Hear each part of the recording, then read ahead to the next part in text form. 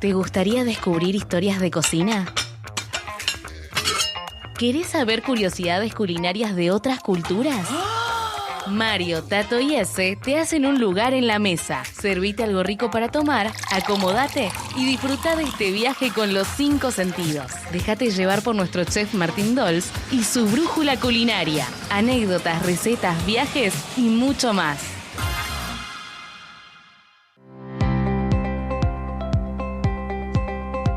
Martín, el aire es suyo. Bueno, acá estamos, como les contaba cuando empezamos el programa de hoy, que arrancó medio nostálgico. Sí. Y que de alguna manera tiene un poco que ver con lo que traje para hoy, porque hace poco salió un artículo muy interesante y que se desprende de esto varias cosas, ¿no? La tradición, algunos movimientos culturales también, que son los que te llevan a este tipo de cambios, más que nada en la gastronomía, que ha cambiado tanto en los últimos años. Pero no quería dejar de mencionar estos 25 platos clásicos, que seguramente ustedes, al menos de nombre, lo van a saber recordar seguro, que hoy están desapareciendo de lo que se diría los bodegones o los lugares más clásicos de la cocina argentina, porteña más que nada. ¿Te parece si los menciono rápido? Voy mencionando algunos otros los voy a describir un poquito más para saber bien, porque tienen una buena historia detrás y de dónde vienen y cómo se fueron adaptando a lo que llegó a ser parte del patrimonio culinario argentino. Bien. ¿Sí?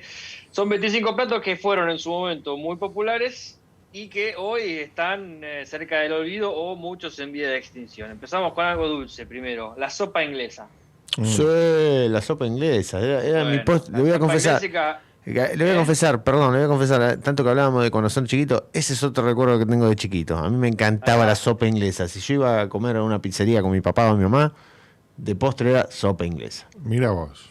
Bueno, pero para el que no conoce la sopa inglesa, uno escucha el nombre sopa inglesa de que imagina una sopa y lo primero se imagina es que es un postre. La sopa inglesa era básicamente un bizcochuelo bien empapado de un vino fortificado, o un vino medio dulce. Moscato, por ejemplo. Claro, rellena con dulce de leche de un lado y con crema pastelera o crema chantilly por otro lado. Y al final arriba se le ponía más crema y una de estas cerezas en dulce que venían, esas que parecen de plástico. Esto era básicamente la sopa inglesa. Es que no tenía, es fuerte y al medio también, porque no claro. Es dulce de leche, crema, no puede fallar, digamos. No, claro. Y una piña de azúcar y alcohol en la boca después de haberte comido una porción de pizza, porque era también un postre que estaba mayormente en las pizzerías. Sí, voy entendiendo por qué van desapareciendo algunas cosas. Sí.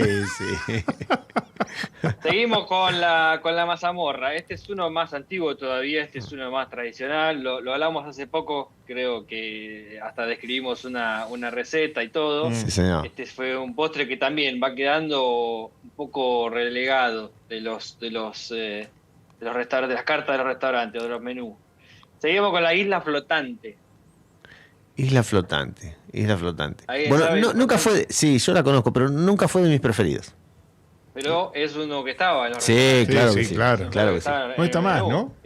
Sí está, pero la en isla alguno. flotante, no, yo no sé, Mirá que hemos ido juntos cuando fuimos ahí al bodegón de Bohemio, ¿era? Sí, los bohemios. Los bohemios, sí, señor. Bueno, donde algunos piden queso y dulce de postre, una cosa de loco.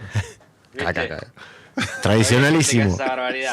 Sí. Esa barbaridad. A muerte con el queso y dulce. El chef me puso una cara como diciendo, oh. Claro.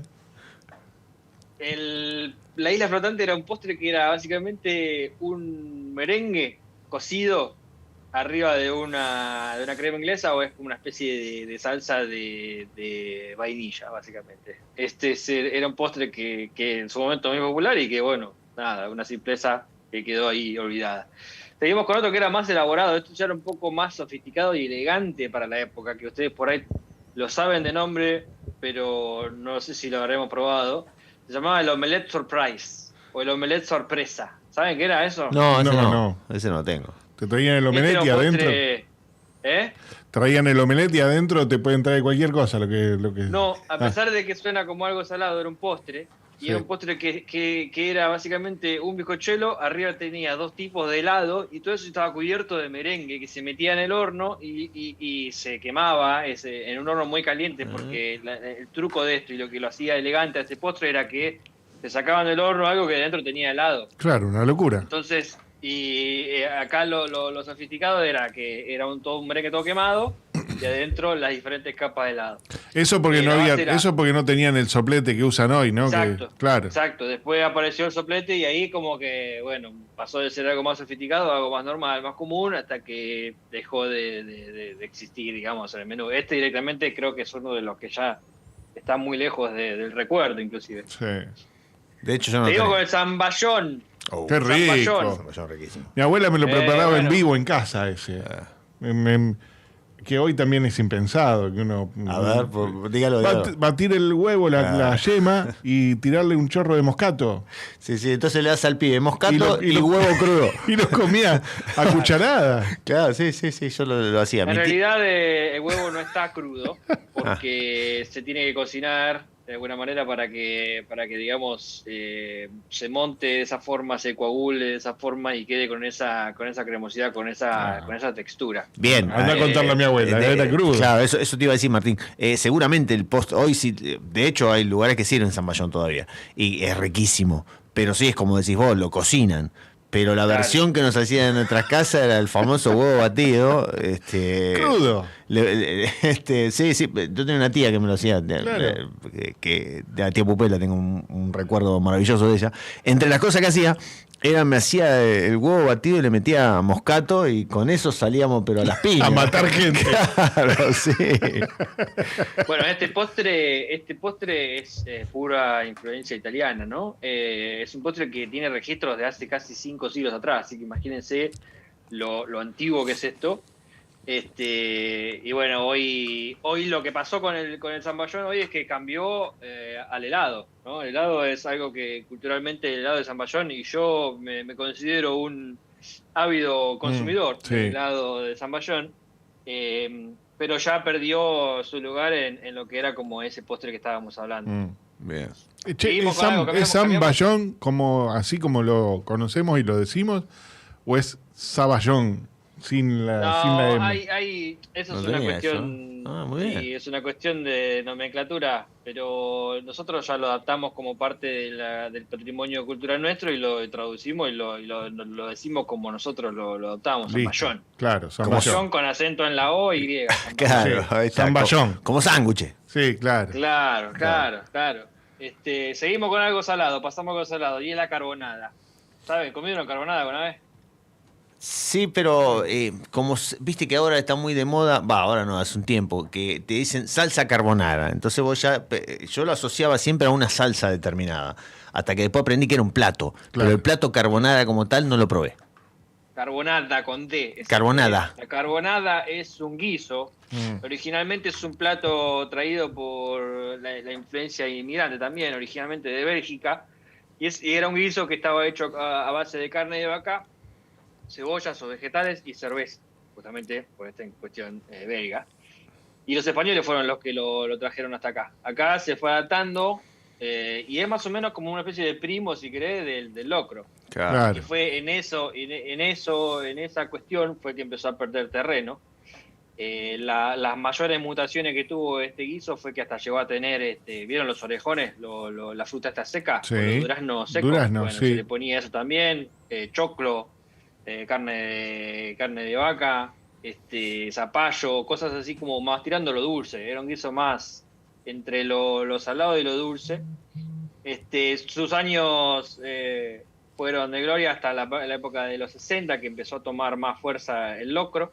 Y hasta lo menciona Martín Fierro, que dice: venía la carne con cuero, la sabrosa carbonada, mazamorra bien pisada, los pasteles y el buen vino, pero ha quedado el destino que todo aquello acabara, decía el poema. Faltaba el cosito de la guitarra, la milonguita ahí atrás. Qué grande, muy bien. Pero qué bien. Muy bien, el chef, espectacular. Hasta eso traemos. Bueno, seguimos. Pero el Martín Fierro tiene un montón de cosas culinarias también, ¿o no?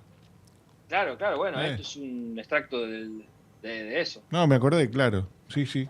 Seguimos con algo que acá ya empieza, esto genera grieta, y yo estoy siempre del lado de este lado, de la grieta, que es la buceca. ¿Saben qué es la buceca? Sí.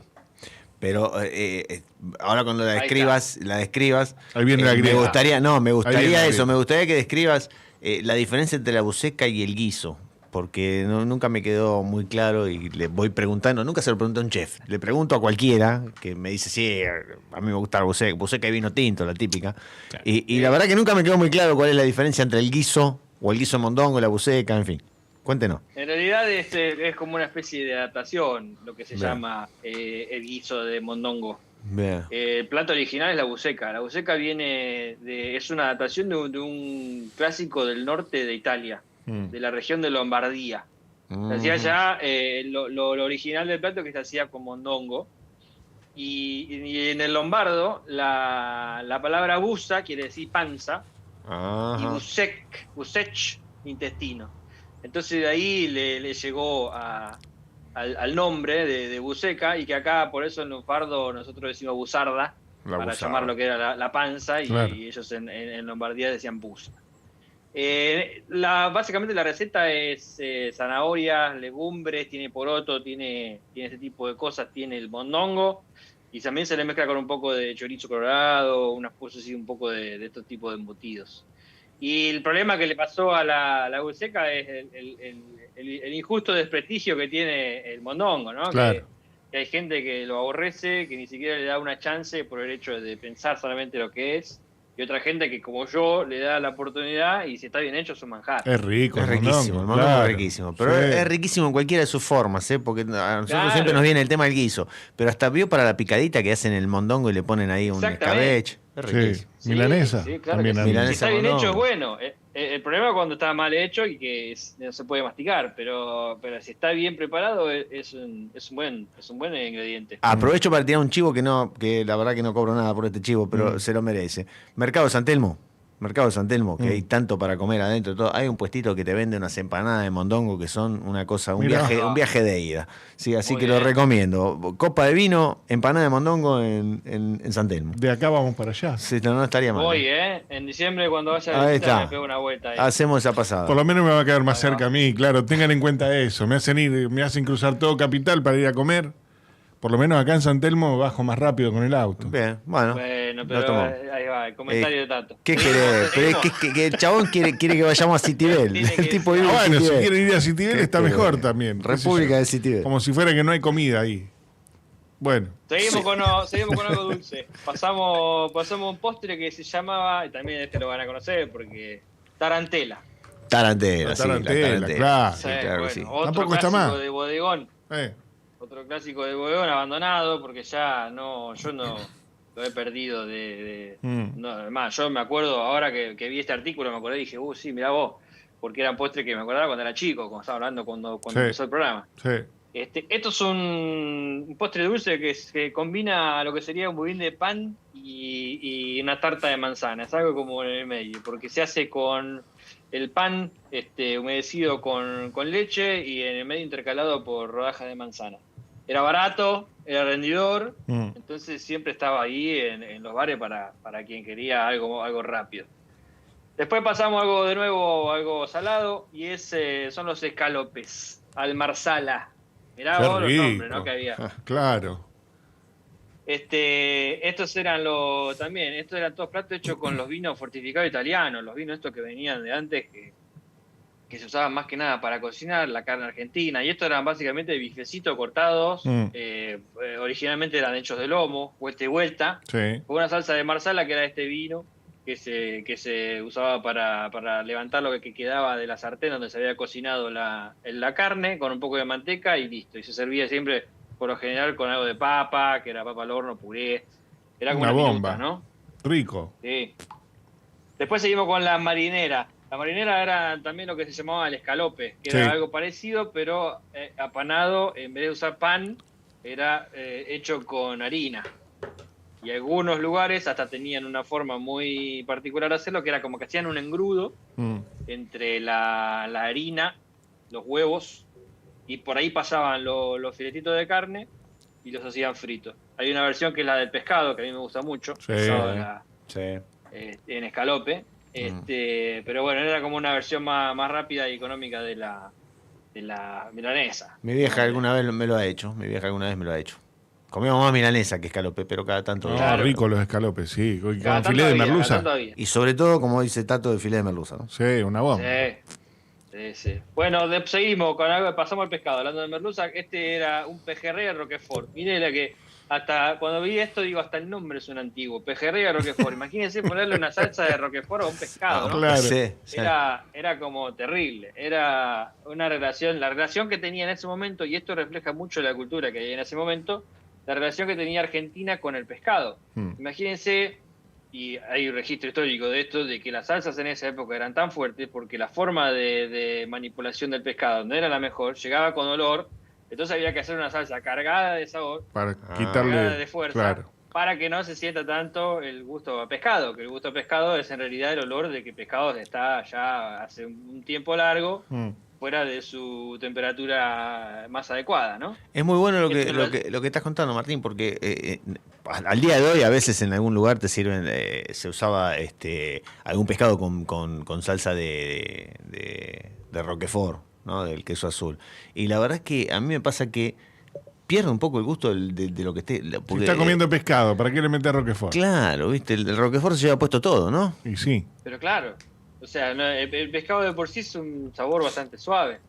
Claro. Entonces, vos le estás poniendo una salsa de un pescado, de un queso muy fuerte, que la función principal es que vos le sientas el gusto a la salsa y nada más, porque después no hay otra cosa ahí. No te puede venir el sabor del pescado después de toda esa cantidad de grasa, de la crema, del queso, con alcaparras originalmente, o sea, todo muy pesado, todo sabores muy intensos. Entonces, bueno, este era uno de los clásicos y que por obvias razones, porque también se entiende por qué se va de la cultura general, hoy es muy difícil encontrarlo. Seguimos con los últimos, vamos a Canelones Rossini, otro clásico. ¿Saben de este? Qué rico, ¿no? Sí. El profe dice, asiente con la cabeza, el profe sabe. El profe ya, a menos de nombre ya lo tiene.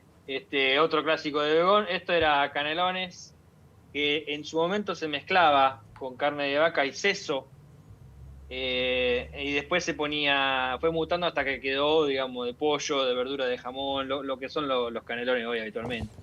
La porción bien cargada de queso por encima, o salsa blanca con queso, después quemada, que venía gratinada. Sí. Era como el clásico de todo. Se buscaba en ese momento, el nombre Rossini era como el nombre de la verdadera identidad.